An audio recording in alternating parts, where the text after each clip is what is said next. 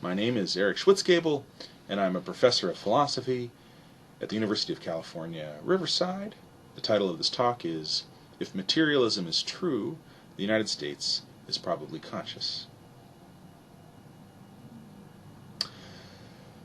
Now, if you're a materialist, that is, if you think the material world is all there is and there are no immaterial souls, then you probably think that rabbits have conscious experience. They have phenomenology. There's something it's like to be a rabbit. And you ought to think that. After all, rabbits are a lot like us, biologically, neurophysiologically. If you're a materialist, you probably also think that conscious experience would be present in a wide range of alien beings, behaviorally very similar to us, even if they're physiologically very different. And you ought to think that. After all, to deny it seems insupportable earthly chauvinism. The vast universe presumably contains many entities that a neutral observer would recognize to be as complex, linguistic, intelligent, and self-aware as we are. It would be odd if among them only we with our neurons had subjective experience, or as philosophers like to call it, phenomenal consciousness. But I will argue a materialist who accepts the possibility of consciousness in oddly formed aliens ought also to accept the possibility of consciousness in spatially distributed group entities. If she then accepts rabbit consciousness, she ought to accept the possibility of consciousness even in rather dumb group entities. And then finally, the United States would seem to be a rather dumb group entity of the relevant sort. Or maybe even it's rather smart, but that's more than I need for my argument. If we set aside our morphological prejudices against spatially distributed group entities, we can see that the United States has all the types of properties that materialists tend to regard as characteristic of conscious beings. Now, of course, it's utterly bizarre to think that the United States is literally, phenomenally conscious. But how good an objection is that? Cosmology is bizarre. Metaphysics is bizarre. The world's a bizarre place. Our sense of strangeness, it's no rigorous index of reality.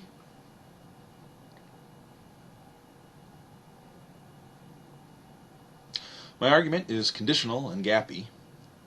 If materialism is true, probably the United States is conscious. Or alternatively, if materialism is true, the most natural thing to conclude is that the United States is conscious.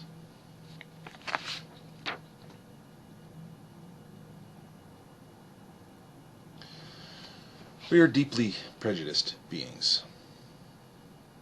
Whites are prejudiced against blacks, Gentiles against Jews, overestimators against underestimators. Even when we intellectually reject such prejudices, they permeate our behavior and our implicit assumptions. If we ever meet aliens, we'll presumably be biased against them too, especially if they look weird. It's hard to imagine a prejudice more deeply ingrained than our prejudice against entities that are visibly spatially discontinuous. A prejudice built perhaps even into the basic functioning of our visual system. Let's call such prejudice contiguism. You might think that so-called contiguism is always justified and thus undeserving of a pejorative label. Now, if you'll excuse me for saying so, that attitude is foolish provincialism.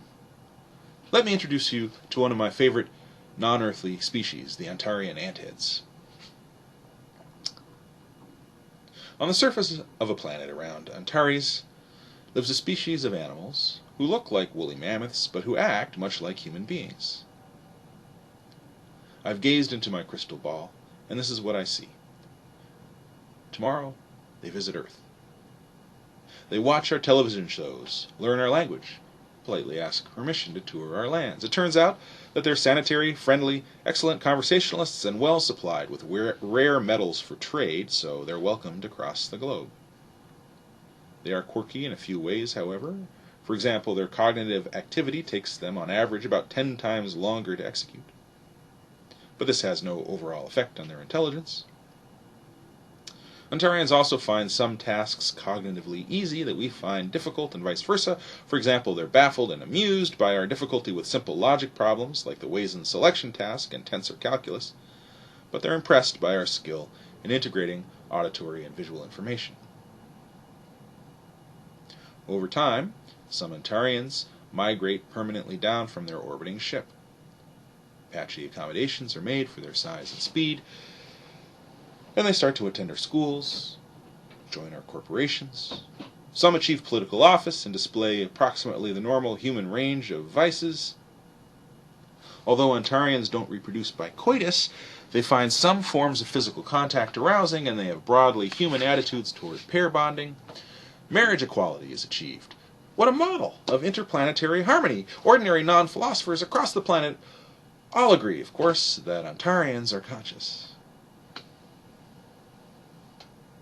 Now here's why I call them ant heads. Their heads and humps contain not neurons, but rather 10 million squirming insects, each a fraction of a millimeter across. Each insect has a complete set of minute sensory organs and a nervous system of its own, and the ant head's behavior arises from complex patterns of interaction among these individually dumb insects. These mammoth creatures are much evolved descendants of Ontarian ant colonies that evolved in symbiosis with a brainless living hive. The interior insect's interactions are so informationally efficient that a neighboring insect can respond differentially to the behavioral or chemical effects of other insects' individual, outgoing, efferent nerve impulses. The individual ants come in different types, varying in size, structure, sensa, and mobility. There are specialist ants with various affinities, antagonisms, and predilections, but no ant individually approaches human intelligence. No individual ant, for example, has an inkling of Shakespeare, despite the Ontarians' great appreciation of Shakespeare's work. There seems to be no reason in principle that such an entity couldn't execute any computational function that the human brain could execute, or satisfy any high-level functional description that the human organism could satisfy. All the creativity of literary interpretation, all the cleverness of humor and weirdness of visual art should be available to the ant heads on standard materialist approaches to cognition. Maybe there are little spatial gaps between the ants. Doesn't matter. Maybe in the privacy of their homes, the ants sometimes disperse from the body, entering and exiting through the mouth. Doesn't matter. Maybe if the exterior body is too severely injured, the ants recruit a new body from nutrient tanks. And when they march off to do this, they retain some cognitive coordination, able to remember and report thoughts that they had mid-transfer. They reconvene and say, "Oh, it's such a free and airy feeling to be without a body. And yet it's a fearful thing, too. It's good again to feel the power of limbs and mouth. May this new body last long and well. Shall we dance then, love?"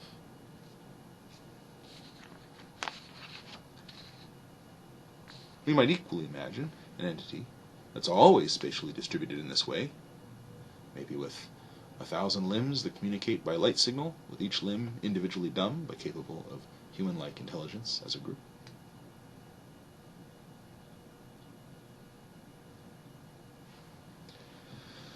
Now you might object thus. The individual ants would be individually conscious, and it's impossible for one conscious organism to be constituted by other conscious organisms. Some theoreticians of consciousness have embraced such anti-nesting principles, though never with what seems to me to be any good motivation. Hilary Putnam, for example, simply stipulates, "No organism capable of feeling pain possesses a decomposition into parts which are separately capable of feeling pain." Putnam offers no argument for this stipulation, which appears in his 1965 classic article, apart from the fact that he wants to rule out the apparently absurd possibility of swarms of bees as single pain feelers Putnam doesn't explain why this possibility is absurd for actual swarms of bees, much less why no possible future evolutionary development of a swarm of conscious bees could also ever be a single pain feeler. Seems a danglingly unjustified exception to Putnam's otherwise clean functionalism. Anti-nesting principles, though seemingly designed to avoid counterintuitive implications of group consciousness, bring different counterintuitive implications in their train. For example, as Ned Block argues against Putnam, such principles appear to have the unintuitive consequence that if ultra-tiny conscious organisms were somehow to become incorporated into your brain, perhaps for reasons unbeknownst to you, each choosing to play the role of one neuron or one subpart of one neuron, you would thereby be rendered non-conscious, despite the fact that all of your behavior, including your self-reports of consciousness, might remain the same.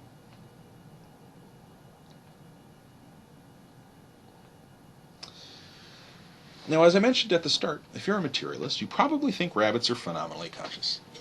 And if you accept rabbit consciousness, you probably ought also to accept the possibility of consciousness in the Ontarian equivalent of rabbits. On Antares, let's suppose one species of antheads possesses human-like intelligence, while other closely related species have broadly mammalian intellectual capacities. It seems plausible that whatever reasoning justifies attributing consciousness to rabbits similarly justifies attributing consciousness to the near kin of antheads. Now to the U.S. A planet-sized alien who squints might see the United States as a single diffuse entity, consuming bananas and automobiles, wiring up communication systems, touching the moon, regulating its smoggy exhalations, an entity that could be evaluated for the presence or absence of consciousness. You might say, the United States is not a biological organism, it doesn't have a life cycle, it doesn't reproduce, it's not biologically integrated and homeostatic. Therefore, even accepting the relatively liberal views I've so far advanced regarding the types of structures that could house consciousness, there are good grounds for resisting the thought that the United States might be conscious. A further step is necessary. Now, to this thought, I have two replies. First, why should consciousness require being an organism in the biological sense? Properly designed androids, brains in vats, gods, these might not be organisms in the biological sense, and yet are sometimes regarded by materialists as possible loci of consciousness. Having distinctive modes of reproduction is often thought to be a central defining feature of organisms, but it's unclear why reproductive mode should matter to consciousness. Second, it's not clear that nations aren't biological organisms. The United States is, after all, composed of cells and organs that share genetic material to the extent it's composed of people who are composed of cells and organs and who share genetic material. The United States also maintains homeostasis. Farmers grow crops to feed non-farmers, and these nutritional resources are distributed with the help of other people via a network of roads. Groups of people organized as import companies bring in food from the outside environment. Medical specialists help maintain the health of their compatriots. Soldiers defend their compatriots against potential threats. Teachers educate future generations. Home builders, textile manufacturers, telephone companies, mail carriers, rubbish haulers, bankers, all contribute to the stable well-being of the organism. Politicians and bureaucrats work top-down to ensure that certain actions are coordinated, while other types of coordination emerge spontaneously without top-down control, just as in ordinary animals. Viewed telescopically, the United States is a pretty awesome animal. Nations also reproduce. Not sexually, but by fission. The United States and several other countries are fission products of Great Britain. In the 1860s, the United States almost fissioned again. And fissioning nations retain traits of the parent that affect the fitness of future fission products. Intergenerationally stable developmental resources, if you will. On Earth, at all levels, from the molecular to the neural to the societal, there's a vast array of competitive and cooperative pressures. At all levels, there's a wide range of actual and possible modes of reproduction, direct and indirect. At all levels show manifold forms of symbiosis, parasitism, partial integration, agonism, and antagonism. There isn't as radical a difference as people are inclined to think between our favorite level of organization and higher and lower levels.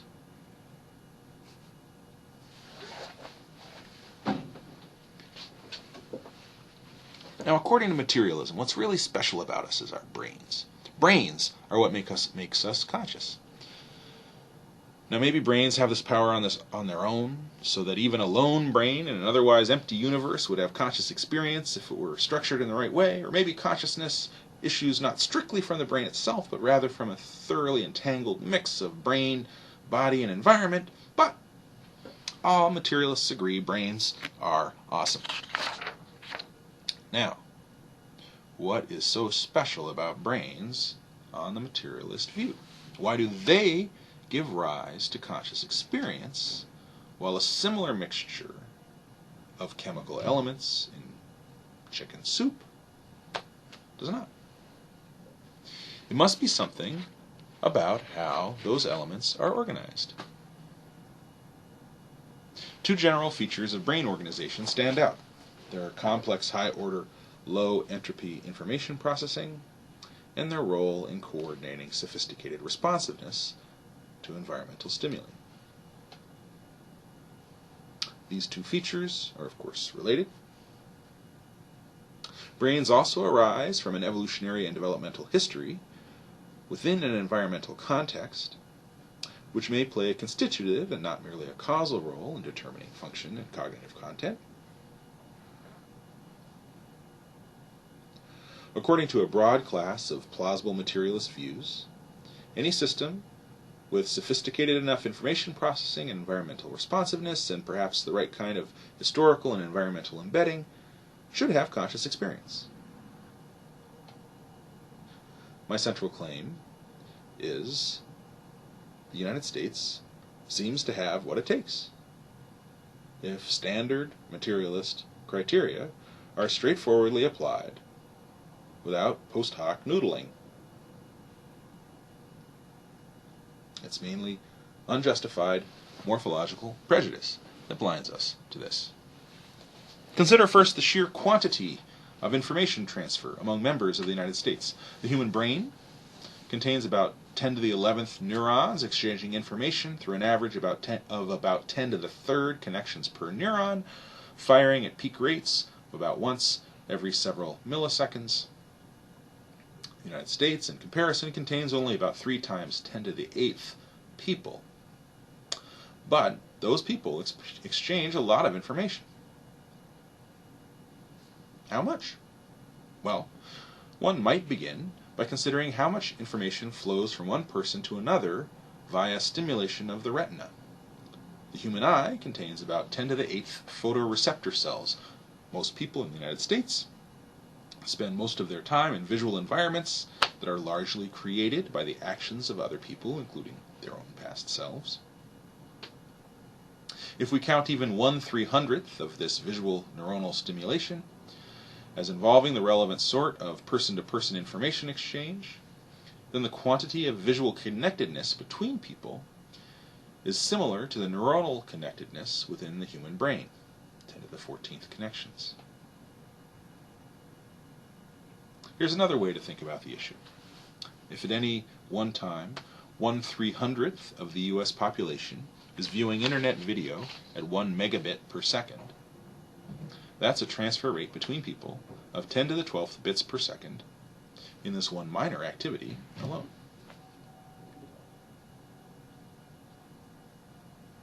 Now, a more likely source of concern, it seems to me, is that the information exchange among members of the U.S. population isn't of the right type to engender a genuine stream of phenomenally conscious experience. For consciousness, there presumably needs to be some organization of this information in the service of a coordinated goal-directed responsiveness. Maybe two, there needs to be some sort of ability of the system to monitor itself in a sophisticated way.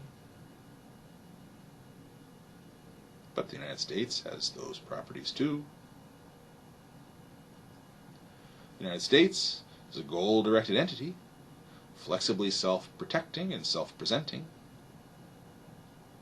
The United States responds intelligently or semi-intelligently to opportunities and threats, not less intelligently, I think, than a small mammal. The United States expanded west as its population grew, developing mines and farmland in traditionally Native American territory. When Al-Qaeda struck New York, the United States responded in a variety of ways, formally and informally, in many branches and levels of government and in the populace as a whole. Saddam Hussein shook his sword. The United States invaded Iraq.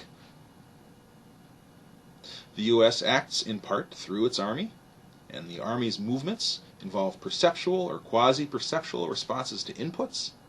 The army moves around the mountain, doesn't crash into it. Similarly, the spy networks of the CIA detected the location of Osama bin Laden, whom the U.S. then killed. Is there less information, less coordination, less intelligence than in a hamster? The Pentagon monitors the actions of the Army and its own actions. The Census Bureau counts us. The State Department announces the U.S. position on foreign affairs. The Congress passes a resolution declaring that we hate tyranny and love apple pie. This is self-representation, isn't it?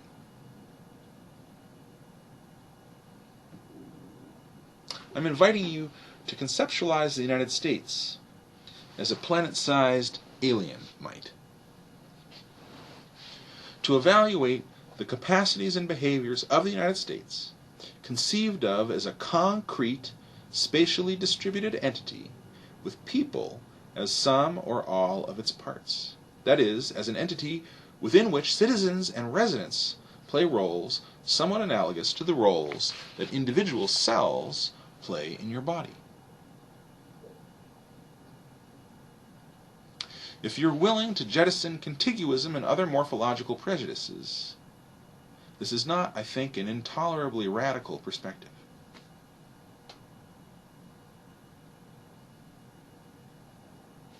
Maybe the actions, attitudes, and representations of the United States are ultimately reducible to the actions, attitudes, and representations of U.S. citizens and residents in some complex combination. On that issue, I take no stand. What does reducible mean?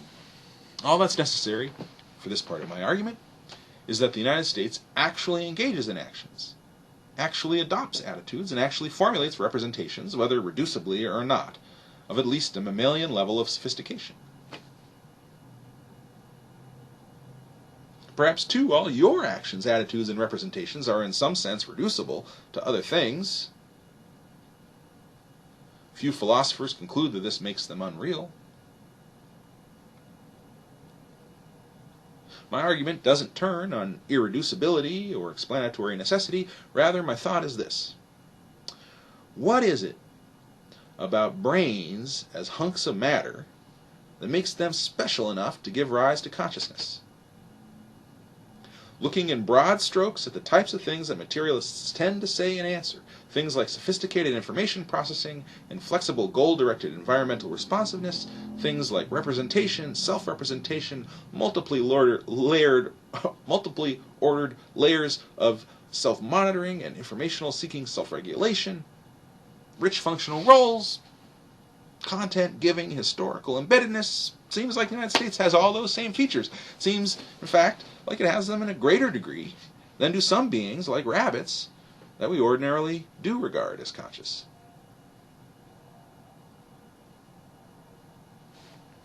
What could be missing?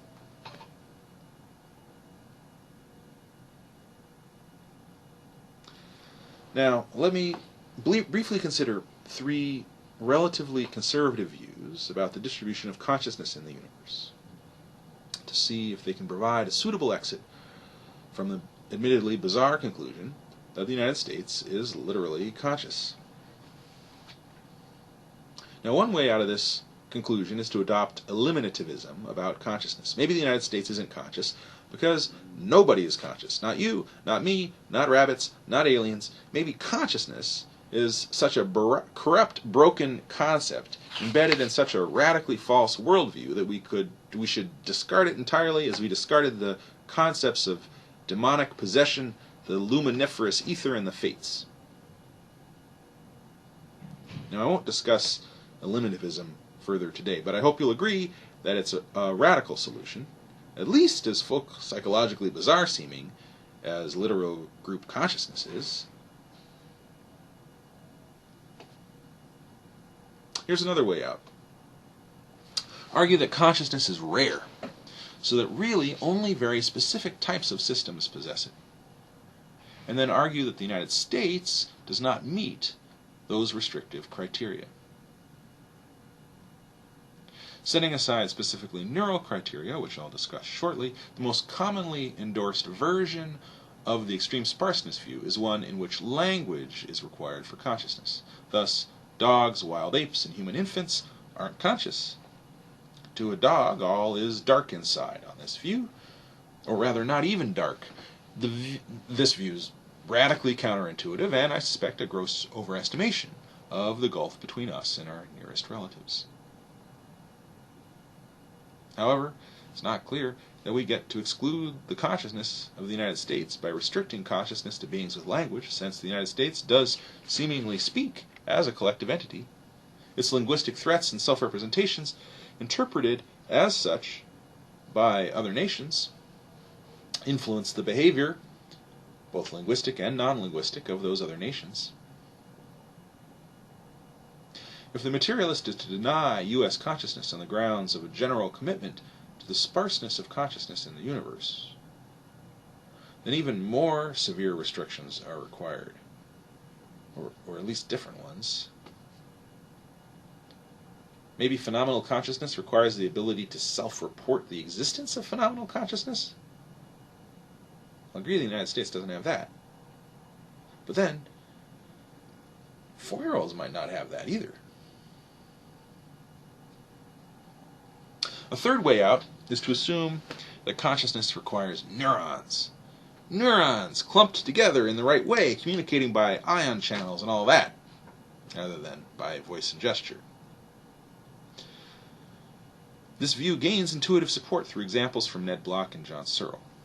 Suppose we arrange the people of China into a giant communicative network resembling the functional network instantiated by the human brain.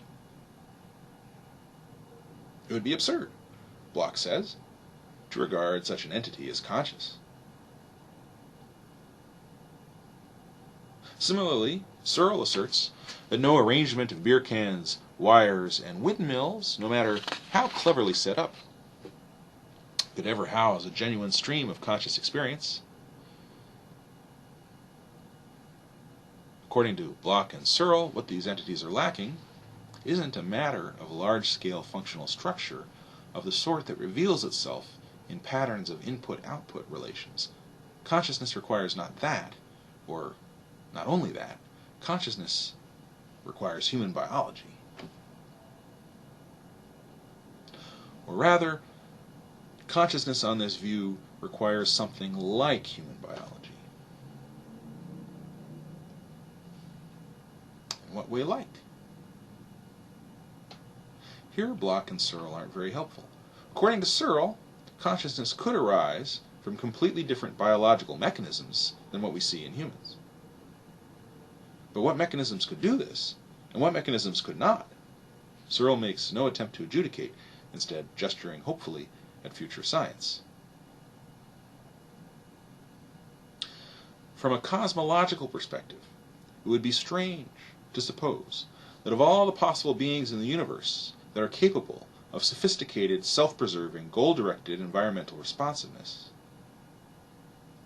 beings that could presumably be in a vast enough universe, presumably actually are, constructed in myriad strange and diverse ways. Somehow only we, with our neurons, have genuine conscious experience, and all others are mere automata. There's nothing that's like anything to be. Contrary to the Copernican principle of cosmological method, this view would suggest that we, as the sole possessors of consciousness, are in a uniquely favored position in the universe. How lucky we are. The other beings, I suppose, only say they're lucky, or only emit noises that we mistakenly interpret as having that semantic content. For this reason, it seems not only unintuitive, but also scientifically unjustified to suppose that conscious experience requires earthly biology. It would be like supposing that life requires earthly nucleotides. So if they're to avoid un-Copernican neurofetishism, the question must become, for Bloch and Searle, what feature of neurons, possibly also possessed by non-neural systems, gives rise to consciousness? In other words, we're back with the question of what is so special about brains. And the only well-developed answers to that question on the near horizon seem to involve appeal to the sorts of features that the United States has. Features like massively complex informational integration, self-monitoring, and a long-standing history of sophisticated environmental responsiveness.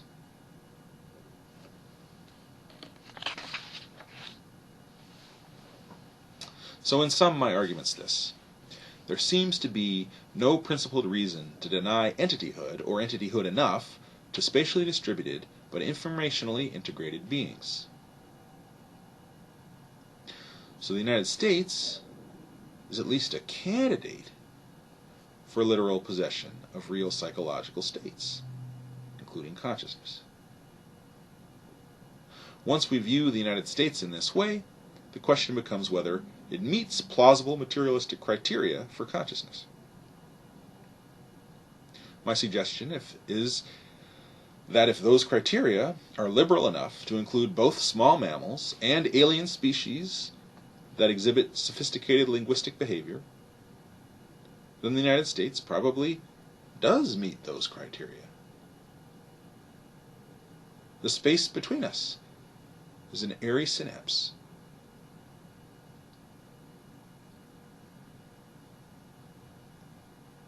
If the United States is conscious, is Apple Computer Company? Is an aircraft carrier?